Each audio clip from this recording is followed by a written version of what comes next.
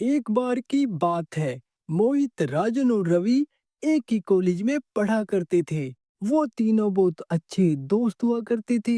एक बार वो तीनों नए साल पर बाहर जाने का सोचते हैं। सुनो यार, इस बार कुछ सोचा कहाँ जाए।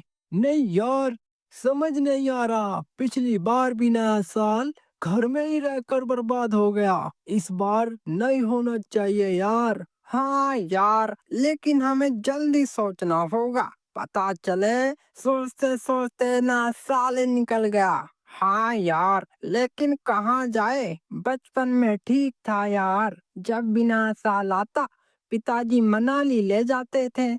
कोई झंझट ही नहीं था। गुड आइडिया, हम भी मनाली चलते हैं। इस ठंड भरे मौसम में हम भी बर्फ का मजा लेंगे। क्या बोलता है? हाँ यार, चलते हैं। क्या बोलता है?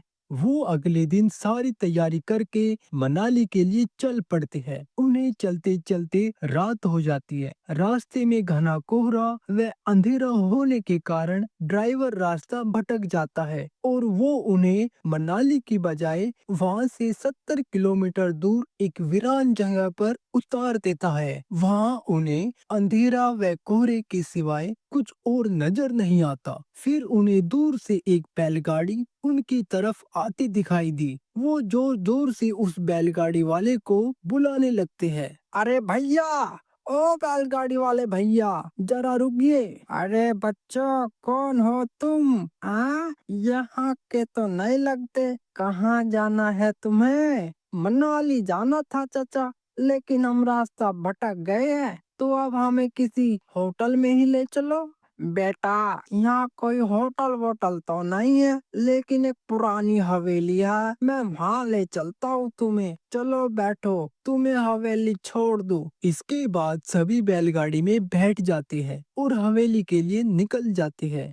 वैसे तुम रास्ता कैसे भटक गए और इस वीरान गांव में कैसे फंसे? हम शहर से आए थे नया साल मनाने। घना अंधेरा और कोहरे के कारण रास्ता भटक गए और यहाँ पहुँच गए चाचा। चलो ठीक किया बेटा। वैसे अभी तक तुमको कोई परेशानी तो नहीं हुई बेटा? नहीं चाचा, हम तो मजे से आए थे, लेकिन रास्ते में ही सारा मजा खराब हो गया। वैसे चाचा, हवेली पहुंचने में और कितना वक्त लगेगा? बस थोड़ा और, थोड़ी देर में हम हवेली पहुंच जाएंगे। इसके बाद वो सभी गांव पहुंच जाते हैं और बैलगाड़ी वाले भैया उन्हें हवेली के सामने उतार देते हैं और जोर जोर से हवेली के नौकर मदन लाल को आवाज लगाते हैं। इसके बाद मदन लाल हवेली के बाहर आ जाता है। आओ आओ बाबूजी, आओ। आपका स्वागत है इस हवेली में। अरे दादाजी, बड़े जोरों की भूख लगी है, जल्दी से अब खाना खिलवा दो बस। इसके बाद वो खाना खाकर आराम करते हैं। सुबह जब वो उस गांव की सैर करने के लिए निकलते हैं तो उन्हें रास्ते में एक मंदिर दिखता है। इसके बाद वो सभी अंदर चले गए और मंदिर के अंदर घूमने लगे। तभी वहाँ मंदिर के पंडित जी पहुँच जाते हैं। आओ आओ बेटा, ये लो प्रसाद ले लो। पंडित जी, ये मंदिर कितने साल पुराना है? हाँ बेटा, ये मंदिर काफी साल पुराना है। कई साल पहले एक राजा ने यह मंदिर बनवाया था। तब से यहाँ के लोग मंदिर की देखभाल क्या करते हैं। अरे वाह, ये इतना साल पुराना है। हाँ बच्चों, चलो बच्चों, अब मैं चलता हूँ। वाह यार, राजा महाराजाओं के टाइम का मंदिर है ये तो। उन राजाओं की जिंदगी कितनी सेट हुआ करती थी। इसके बाद सभी वापस हवेली पर चले गए। रात को जब वो खाना खा रहे थे तभी मोहित पुराने मंदिर का जिक्र करता है। दादाजी, गांव में जब हम घूम रहे थे तो हमने एक मंदिर देखा। पंडित जी बता रहे थे कि उस मंदिर को एक राजा ने बनवाया। हाँ बेटा, वो काफी पुराना मंदिर है। जब मैं छोटा था तो मेरी माँ उस मंदिर की कहानी सुनाया करती थी। कैसी कहानी दादाजी? एक बार राज्य में एक तांत्रिक आया और वो रोज गांव से एक बच्चा चुरा कर उसकी बलि देता था। उसके पास एक किताब थी जिसमें अगर आप अपना एक बूंद खून डाल दो तो वह किताब आपकी एक इच्छा पूरी कर देती थी। और वो किताब कहाँ है दादाजी? उसी मंदिर में जहाँ तुम आज गए थे बेटा। मेरे दादाजी बताते थे कि महाराज ने वो मंदिर उसी किताब को कैद करने के लिए बनवाया था, ताकि उस किताब के काले जादू को मंदिर की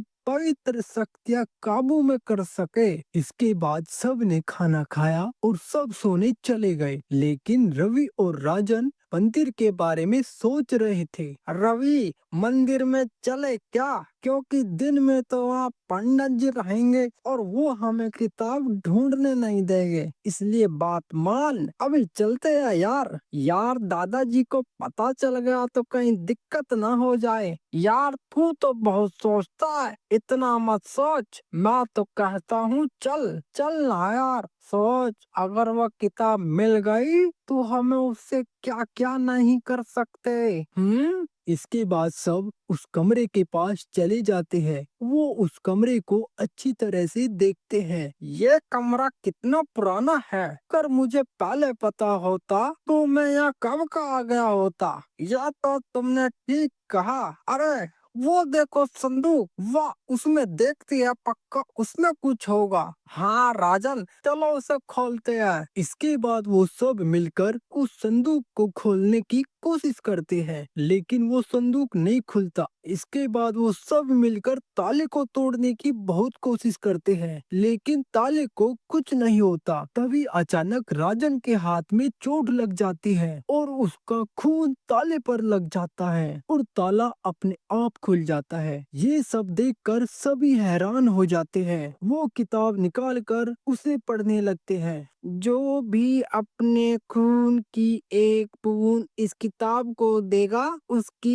एक इच्छा पूरी होगी। वाह यार, एक बार करके देखें, क्या बोलते हो? नेकी और पूछ पूछ, चल देखते हैं। के बाद राजन ने खून की एक बूंद निकाल कर उसके ऊपर डाल दिया, लेकिन वहाँ कुछ भी नहीं होता। इसके बाद वो सब बाहर आ गए। उनके बाहर आते ही वो किताब हवा में उड़ने लगी। उस किताब से एक चुड़ैल बाहर निकली। किसने मुझे जगाया? वो मूर्ख राजा आखिरकार हार गया। चला था मुझे मारने, कहता था कि मुझे सदा के लिए यहाँ कैद कर देगा। मैंने उससे कहा था कि ये तेरा ख्वाब है, और देखो तुम जैसे लालचियों ने मुझे सही साबित कर दिया। इसके बाद सब अपनी जान बचाकर भागने लगते हैं, लेकिन चुड़ैल राजन को पकड़ लेती है और उसको खा जाती है। ये देखकर मोहित रवि के साथ भाग जाता है, लेकिन तभी चुड़ैल एक बड़ा सा पत्थर मोहित के सर में मार देती है और मोहित को खा जाती है। इसके बाद वो जैसे ही रवि के पास आती है, तभी पंडित जी उस पर गंगा जल छिड़क देते हैं, जिससे वो कुछ देर के लिए गायब हो जाती है। क्यों क्यों, किसने किया ये सब? देखा तुम लोगों की हरकत का परिणाम क्या निकला? उन दोनों को अपनी जान गंवानी पड़ेगी। उस किताब को पंडित जी को दे देता है। पंडित जी उसे उसी बक्से में डाल देते हैं और ताले पर अपना खून लगा देते हैं, जिससे वो ताला बंद हो जाता है।